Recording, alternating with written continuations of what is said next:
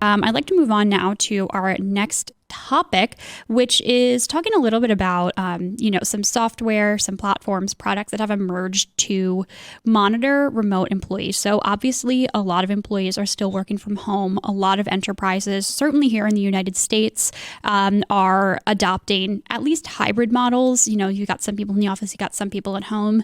It's a very popular policy to allow remote work. But with that also means that, you can't always be checking over the shoulder of your employees to see what they're accessing, and those employees are not always necessarily on the corporate network. So there's one tool in particular, and Lucas, I'm going to throw this to you again, called the Island Browser. This is sort of, I think, indicative of perhaps a larger trend of these types of products. So can you speak just to what this specific browser is?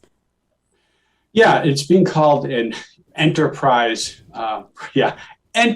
browser, and what that means is basically it gives IT administrators some control over what sites you can enter, what data you can share, even down to something as granular as taking a screenshot. It can block that if necessary. And the reason it's important now is, like you said, with a hybrid workforce, working from home, with the more adoption of the cloud, companies are going to SaaS. And so they don't have a firewall necessarily. They don't have a physical data center where they can protect their business applications from prying eyes and from employees either intentionally or unintentionally sharing that data.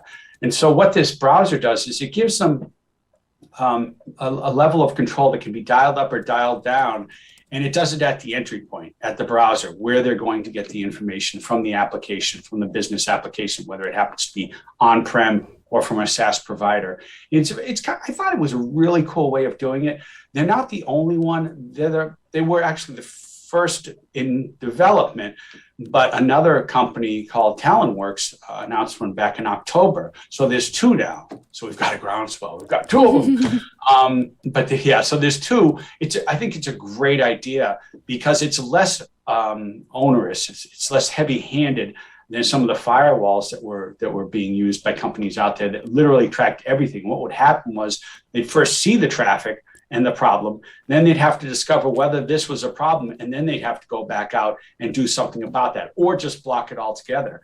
This one's cool in that it's based on Chromium, and so an employee can just download it to their computer like Zoom or any other application. It takes a minute to download, and then they can just use it as a Chrome browser. It looks no different, and it would do nothing until IT decides, okay, we're going to have to restrict your use of this particular HR application or this particular ERP application or CRM application, whatever it happens to be, Salesforce. And so when you go to try to access this online, we're going to have certain parameters that you aren't going to be allowed or are going to be allowed to use. Yeah, it's interesting because, to your earlier point, Juliet, about employee monitoring, the browser, I think, based on what Lucas has reported, the idea behind this browser is not so much to actually actively watch what employees are doing. Right.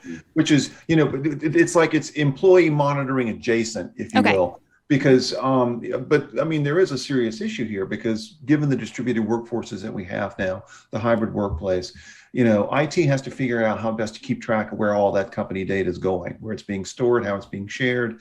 And this is a sort of elegantly simple way to help do that because it basically keeps employees from doing something that they shouldn't do while they're surfing, rather than, as Lucas was just making the point, you see some traffic, then you've got to backtrack and try to figure out where's that traffic coming from, where's that data going, is it intentional, is it, and so it's a really interesting tool for the toolbox, I guess is the way I would describe this. Yeah, absolutely. I was talking to one user who's been piloting this for quite a while now, I think six or more months, and they purchased 4,000 seats for the software, but they've only rolled it out to about 100 employees because they're being careful. They have all the typical stuff, all the other firewall technology, but the chief information security officer absolutely loves this product, and he definitely wants to roll it out to the rest of the company because it's not so heavy-handed. It's easy, it's fast and easy to use. Like I said, it's just a download. You don't have a server that's controlling it. And the employees don't feel like it's as invasive as other control mechanisms because, like I said, you can use it just as a Chromium browser without any security whatsoever, or it might just, based on your role, secure some things like this particular business application, or it might just stop you from, say, uploading a document to the web. Something as simple as that. It's interesting because, with a browser, one of the big issues that has come up around employee monitoring and employee surveillance is that companies need to tell their employees what they're doing, Totally. how they're watching you, and that issue of like transparency and communication doesn't always work out. Companies just start rolling these sort of monitoring tools out, and they're checking to see if you're on at your computer, if you're on Slack, if you're developing almost a profile of your work habits. Whereas with the browser here, you just do your work, and basically you've got guardrails that the browser lets IT put in place. You might not even ever bump up against those guardrails, but when you do, the company knows that, like, okay, or knows enough, or the browser knows enough to tell you, no, you can't do that. I think it's fascinating that you can't even do a screenshot, Lucas. Isn't that cool? Yeah, that the browser could have that built in, that you can't screen cap what's in the browser. Yeah, so you've got a customer list that you happen to be in for whatever, for like Salesforce or something, and you try to take a screenshot of that and go, whoa, you don't have authorization to do that. You can't just be taking screenshots and sending that out to whoever. So it stops you from doing that. It's that feel of not being super invasive, like not watching everything you're doing, but certain functions you're not supposed to be doing on this application. That's what it stops. Sure. I would imagine that the CISO, for example, that you spoke to, Lucas, I don't know. There's obviously, a cybersecurity case here and an enterprise security case. I think, like, at first glance, and as taking the position of a potential employee, I do think I would be curious, and I would probably think like, oh, okay, are they now going to know, every time I spend 5 minutes scrolling on Twitter, and are they going to know that, like, I just tried to make a dinner reservation while I was at work? Right. And I would imagine that there needs to be a balancing act between maintaining enterprise security, but also not infringing on employee privacy, so they know at least what can and can't be done. Yeah, you're sort of. Oh, go ahead, Lucas. Well, I was going to say one of the things they're looking at doing, they haven't Island hasn't included in this yet, and the user has not used yet, is for contractors and consultants. So third party, non-full-time employees. That's a good point. Who need access to what could be sensitive information. And like you said, I love the term guardrails. There are certain guardrails they're going to put up to not allow them to share this information outside of the company, and only temporarily. So it's not like a firewall that they're always bumping up against when they're trying to do the work. Yeah, I think what impressed me about this is, and this goes back to what you were just saying, Juliet, that I think companies in 2022, most companies have come to realize that productivity does not necessarily mean that you're sitting in front of your computer from 9 to 5. Those days have kind of fallen by the wayside. And so, the idea that, okay, maybe you're checking Twitter, maybe you ordered food out for lunch or whatever. I think a company is probably less interested in that and more in, are you actually accessing websites that could be dangerous to corporate data and to what they're doing, And that's what I like about this, because you're not telling the employees, we don't trust you. Right. You're, in some ways, if this is rolled out right and communicated properly, you're telling employees, we have certain standards that we have to meet, certain guidelines, rules, guardrails, whatever, and we're going to put those there. We're not doing this to try to restrict what you do, around non-corporate stuff. We're not watching where you go. We're just keeping you from accessing sites that we have decided could be unsafe, or or competitive, or something like that. Yeah. Sure. And I would think too that there's a regulation issue here, like, privacy regulation, like a CCPA, GDPR, and saying, to your point, Lucas, saying, you can't take a screenshot of a customer list or a user list. That's a big privacy no-no. So I can see the application in that sense. I think I just have sort of one more question on this topic, and I'm going to ask it to you, Ken, which is kind of, in a time where, like I've mentioned, employees are working, still working remotely or in a hybrid environment more than ever. It's a really desirable policy for employees that are perhaps looking for new jobs to be able to be fully or mostly remote. And I think similarly, there's also a talent shortage.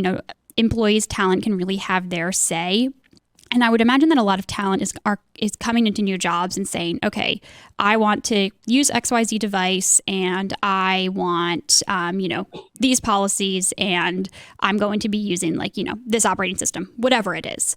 And how does something, I don't know, this is maybe just a rhetorical question, but it's, how does, forcing this sort of tool, this sort of, quote unquote enterprise browser, I don't know, how does that, bode for the employee? I guess this isn't just like a theoretical big question, but if you have any thoughts, I'm interested.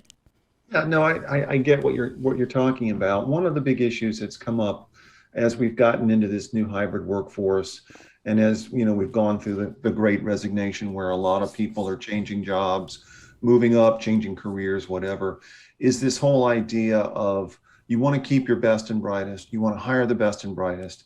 And a lot of forward-thinking companies are realizing that employee choice is an important part of that. Mm-hmm. Allowing employees, again, within the confines of what the company needs, to say, well, I'm happy to come work for you, but I need a Mac, or I really want Windows, or I need my Android phone, or whatever.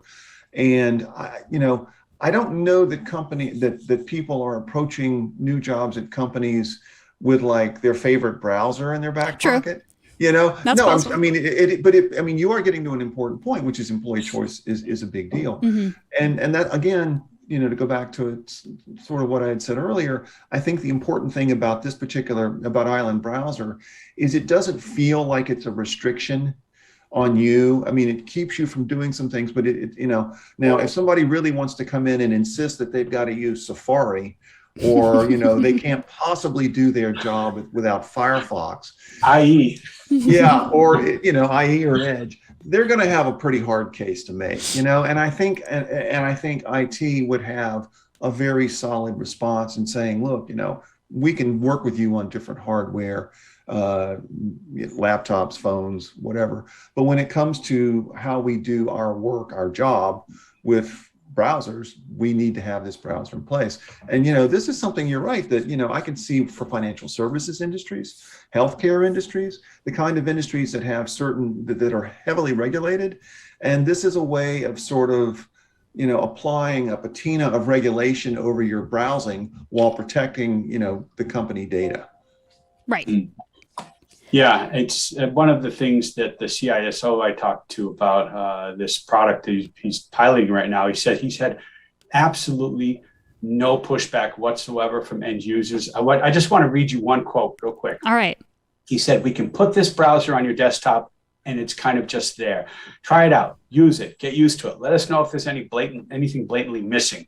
Now try Salesforce through this. Can you use Salesforce or Workday through it? You good? Awesome. Now I'm going to enforce some rules, and you can only use this browser for that.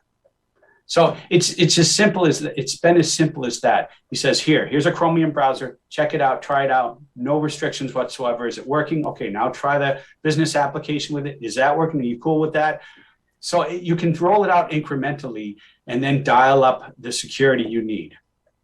Yeah, I'd be interested to see how, this tool specifically, but other tools in general, what more rolls out, because now really is obviously the perfect time to be rolling out anything.